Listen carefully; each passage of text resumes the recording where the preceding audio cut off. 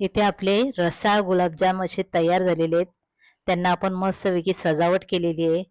पिस्त्याचे आणि बदामाचे काप केलेत आणि ते आपण सजवलेले आहे त्याच्याने. इथे आपण गोवर्धनचं गुलाबजाम मिक्स घेतलेले आहे. हे 200 ग्राम आहे आणि ह्याच्यात दिलेलं आहे आपल्याला का 50 बनतील म्हणून, 50 पीस. आपण आता बघूया आपण किती बनतात ते त्यात. आणि इथे आपल्याला कसं बनवायचं ते सगळं लिहून दिलेलं आहे. तर आपण बनवायला सुरुवात करूया.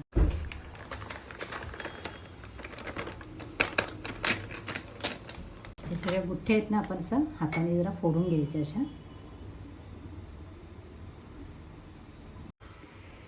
इथे आपण दूध घेतलं आहे, तर नॉर्मल टेम्परेचरवरती घेतलेलं आहे. म्हणजे आपल्याला एकदम थंड दूध घ्यायचं नाही फ्रीजमधनं काढून. कच्चा दूध घेतला ना तुम्ही तरी चालेल. आणि आपल्याला असं पीठ मळतात तसं पीठ मळायचं नाही, आपल्याला एकदम ओला असं ठेवायचं आहे पीठ. जसं चपातीला आपण घट्ट पीठ मळतो ना तसं पीठ नाही मळायचं, चिकट थोडंसं असं. आणि 10 मिनटासाठी आपल्याला झाकून ठेवायचं आहे. त्याने कसं आपल्याला त्या गुलाबजामला असे क्रॅक्स पडणार नाही. आणि जर आपण ते जर घट्ट मळला तर गुलाबजामला आपल्याला अशा तडा जातील. म्हणून आपल्याला असं एकदम चिकट चिकट बनवायचं आहे बघा. एवढं चिकट बनवायचं आहे. जसं पीठ मळतो तसं नाही मळायचं आहे.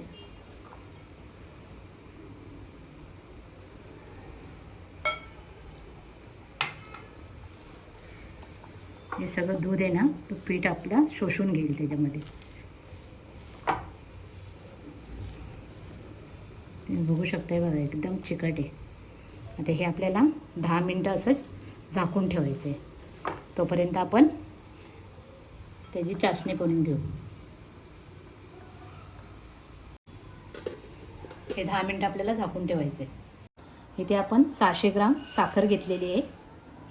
त्याचा साखरेचा आपल्याला पाक बनवायचा आहे. गॅस आपण अजून चालू नाही केलेली आहे. त्यात आपल्याला 640 ग्राम आपल्याला पाणी टाकायचं आहे. आपण यात पाणी टाकणार आहे 640 ग्राम. इथे आपण आता गॅस पेटवली आहे. फास्ट गॅसवरतीच आपल्याला पाक बनवून घ्यायचा आहे. हा पाक आपल्याला एक तारीने बनवायचा आहे. नॉर्मल जो पाक असतो ना तसं बनवायचं आहे, थोडं चिकट बनवायचं आहे. पाक झाल्याच्या नंतर मी तुम्हाला दाखवेनच कसा पाक बनवायचा ते. आपल्या इथं साखर पूर्ण मेल्ट झालेली आहे. तुम्ही बघू शकता आपल्या पाकाचा कलर पण चेंज झालेला आहे. आपल्याला इथपर्यंत आपल्याला स्टॉप करायचं आहे आणि आपल्याला वेलची पूड टाकायची आहे. थोडासा गरम आहे, मी दाखवते. एकदम असं चिकट व्हायला पाहिजे पाक आपला. एकदम एकतारी पाक नाही करायला पाहिजे, असं चिकट चिकट व्हायला पाहिजे. फक्त हाताला आपल्याला असं चिकट लागला पाहिजे. थोडं आपल्याला शिजवून घ्यायची साखर आणि नंतर मग आपल्याला वेलचीची पूड टाकायची त्यात. आणि आता गॅस आपली बंद करून घ्यायची.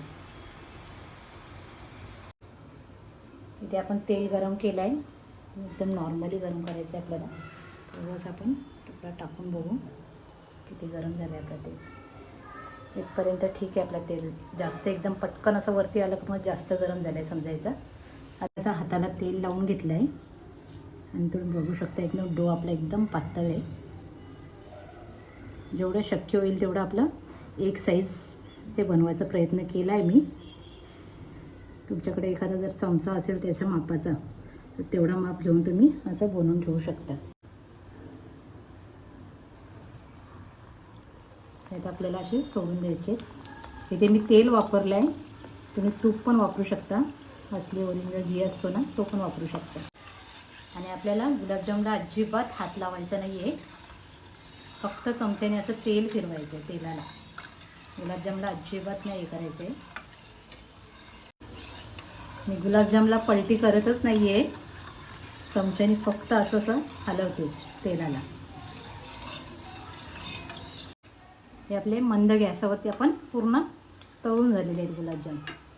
कारण ते आतपर्यंत आपले शिजले जायला पाहिजेत ना गुलाबजाम, त्यासाठी बारीक गॅसवरतीच आपण तळून घेणार आहे. असे आपल्याला पूर्ण सगळे करून घ्यायचे. तुम्ही बघू शकता एक पण गुलाबजामला अशी तडा गेलेली नाही आहे, पूर्ण प्लेन आहेत गुलाबजाम. आणि ही साईज आपल्याला आता छोटी दिसते, पण आपण पाकामध्ये टाकल्याच्या नंतर साईज मोठी होणार आहे. त्यासाठी मी कढई पण आपली पाक बनवताना पसरट घेतलेली आहे. अशी तुम्हाला पसरट कढई घ्यायला लागेल, नाही तर पसरट असा भांडा काहीतरी घ्यायचा आणि त्याच्यामध्ये पाक बनवायचा आणि त्यात हे गुलाबजाम टाकायचे. इथे आपले गुलाबजाम तयार झाले आहेत. त्या पॉकेटामध्ये 50 सांगितलेत, 50 होतील, पण आपले इथे 30 तयार झालेले आहेत. आणि आपण या पाकामध्ये टाकायला घेतलंय.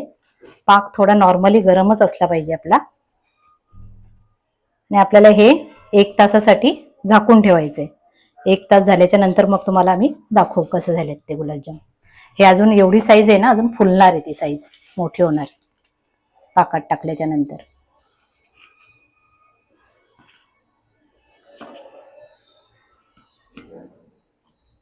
हा एक मोठा झालाय सगळ्यात. आता याला झाकण देऊन आणि आपल्याला 1 तास ठेवायचंय.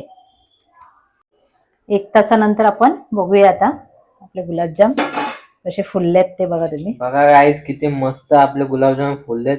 बघा किती मोठे झालेले आहेत. आधी आपण बनवताना एकदम छोटे बनवलेले, पाकामध्ये टाकल्यावरती ते असे फुलतात. आणि आपण आता पिस्ता आणि बदाम ह्याच्याने आपण त्याला सजावट करूया. ते आपण पिस्त्याने सजवायला घेतलंय.